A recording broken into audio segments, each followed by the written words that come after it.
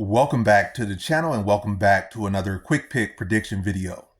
In this video, I'll be predicting the women's strawweight bout between Cynthia Calvillo versus Piera Rodriguez. And how do I feel about this one right here is I'm going low confidence Cynthia Calvillo to beat Piera Rodriguez.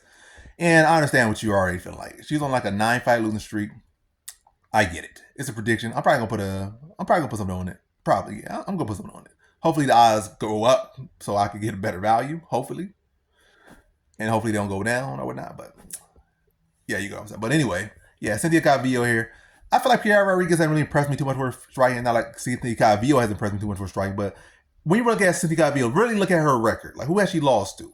She lost a very close fight to Lupita Godinez where she shut Lupita Godinez down. They both shot for 2 takedowns. Godinez got shut out.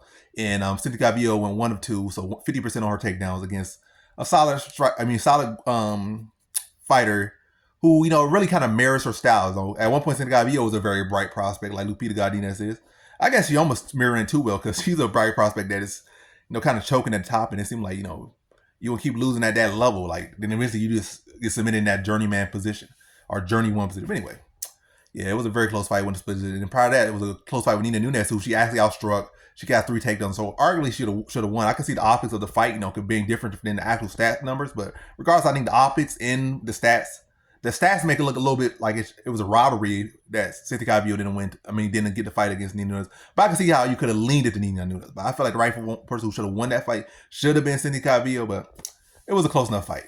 So her last 2 fights have been split decisions. A split decision, I think, to Nina Nunes, and a split decision to Lupita Godinez. And you look at people that stopped her, Jessica Andrade.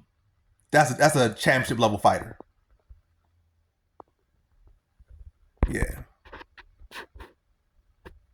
I don't know, somebody calling me, but anyway, yeah, Jessica Andrade, that's a championship level fighter. Who else? Valentina Shevchenko. Well, she didn't fight Valentina. But anyway.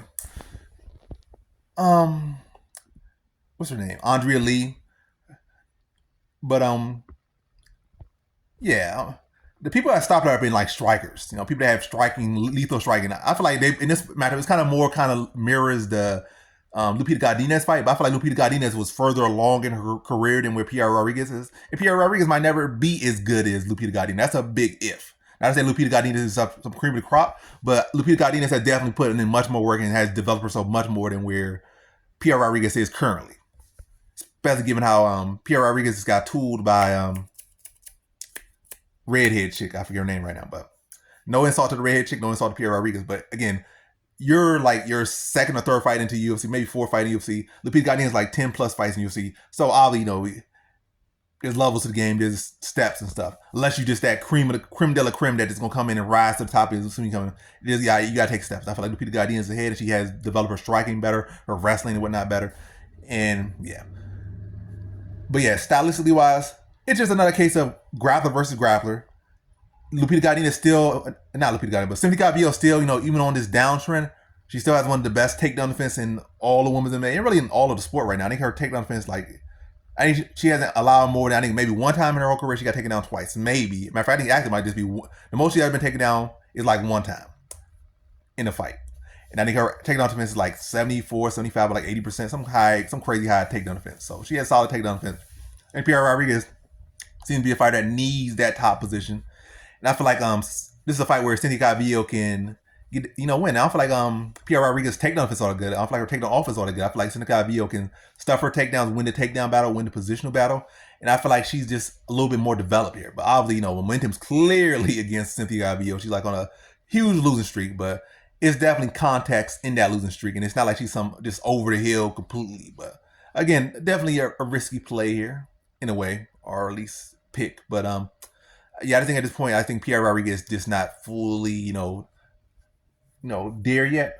And I feel like this is a fight where Cynthia Calvillo can eke it out. I'm gonna say decision for Cynthia Calvillo. I think she'll win the wrestling battle, positional battle. And I think she'll be a little bit more savvy on the field, a little bit more developed on the striking department. And I think she beats Piera Rodriguez in a close fight, probably split decision, but which hasn't been going her way. It's gonna be the 3rd time maybe she loses split decision, but I think this time she'll get it. So in this one, I got Cynthia Calvillo via decision.